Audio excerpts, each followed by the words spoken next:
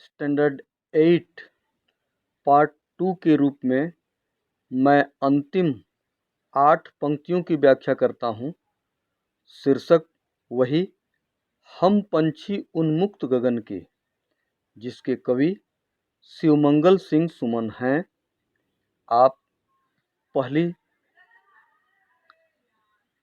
कुछ पंक्तियों के अर्थ आप जान चुके हैं, कवि के बारे में भी आपको जानकारी है। इन पंक्तियों में कवि पक्षियों के उड़ने के लिए बेचैनी और मनुष्य से उनका निवेदन, इसका भाव प्रकट किया गया है। ध्यान से सुनिए इन पंक्तियों का सारांश एवं अर्थ। भावार्थ,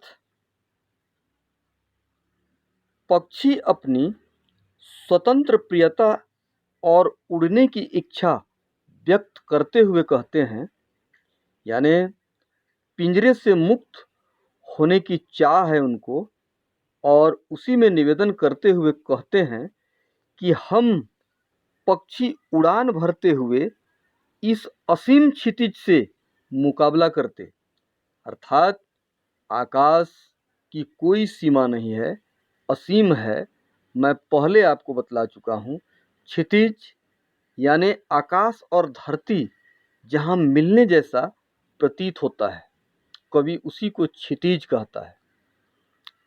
अर्थात हम क्षितिज का पता कर लेते, कहाँ क्षितिज है, हमारे पंख खुले होते तो हम उसका पता लगा लेते।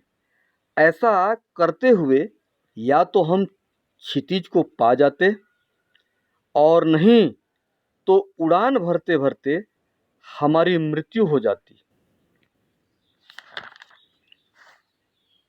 पक्षी मनुष्य से प्रार्थना करते हैं कि हे मनुष्य,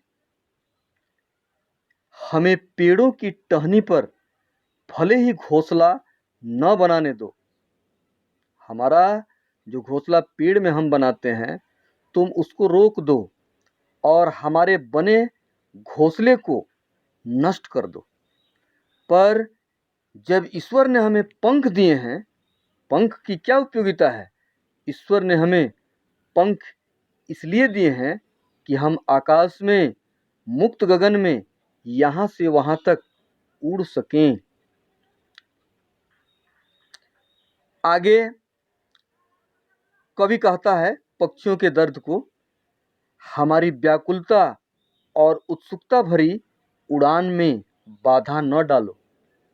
मैं उत्सुकता भरी उड़ान भरने के लिए आतुर हूँ, इसलिए हे मानव, हमारा जो मुक्ति है, आज़ादी है, उसमें बाधा न डालो। अर्थात पिंजरे में बंद करके हमारी स्वतंत्रता न छीनो और उन्मुक्त रूप से उड़ने दो। प्यारे बच्चों, जिसका मैं आपको भाव बताया उसकी पंक्तियाँ आपके सामने होंगी, किताब होंगे तो मिलाएंगे। फिर भी मैं एक बार उन पंक्तियों को और पढ़ता हूँ। होती सीमाहीन क्षितिज से, जिसका मैं व्याख्या कर चुका, इन पंखों की होड़ा होड़ी। फिर से सुनिए, होती सीमाहीन क्षितिज से इन पंखों की होड़ा होड़ी, या तो क्षितिज मिलन बन जाता या तनती सांसों की डोरी। नीड़ न दो, चाहे टहनी का आश्रय छिन भिन कर डालो, लेकिन पंख दिए हैं तो आकुल उड़ान में विघ्न न डालो। ये उनकी पंक्तियां हैं, जिसका अर्थ मैं पहले आपको बताया। अब आप देखिए शब्दार्थ। शब्दार्थ में यहाँ आए हैं सीमाहीन, सीमा जिसका कोई अंत न हो, अर्थात आकाश के लिए प्रयोग किया गया है। नील गगन के लिए। क्षितिज, मैं बार बार इसका अर्थ बतला रहा हूँ, धरती और आकाश के मिलने का काल्पनिक स्थान। मिलता तो कहीं है नहीं, धरती और आकाश कहीं मिलते नहीं हैं, लेकिन अगर आप एक जगह खड़े होकर के देखिएगा तो दूरी पर आपको लगेगा कि आकाश कहीं धरती से जाकर मिल चुका है। ये काल्पनिक है। आप वहाँ जाएंगे तो फिर कुछ दूरी पर आपको ऐसा ही लगेगा। ये इसका अर्थ हुआ। होड़ा होड़ी, होड़ा होड़ी का मतलब होता है मुकाबला। मुकाबला करना। आगे है सांसों की डोरी तनना, अर्थात मृत्यु हो जाना। मैं अगर वैसा नहीं कर पाता, आकाश और धरती का मिलन स्थल क्षितिज को नहीं देख पाता, तो मेरी मृत्यु हो जाती। कविता में मैं इसका भी अर्थ बताया हूँ। सांसों की डोरी तनना का मतलब होता है मृत्यु हो जाना। नीड़ जानते हैं घोंसला, टहनी शाखा पेड़ का या डाली। आश्रम, आश्रम नहीं, ये आश्रय है। आश्रय मतलब सहारा। आपकी आश्रय आपकी माता पिता हैं, अर्थात जब छुट्टी होती है तो आप बड़ी खुशी खुशी घर पहुंचते हैं। आप दूसरे के घर नहीं चले जाते, अगर जाते भी हैं तो फिर आप घर ही अपना जाते हैं। का मतलब वह आपका आश्रय है, वो हमें आसरा देता है, हम वहीं रहते हैं, वही उसका मीनिंग हुआ। आश्रय का मीनिंग हुआ, अर्थ हुआ सहारा। छिन्न भिन्न करना, नष्ट कर देना। आकुल, व्याकुल भी आप कह सकते हैं, बेचैन भी आप कह सकते हैं, और विघ्न, बाधा।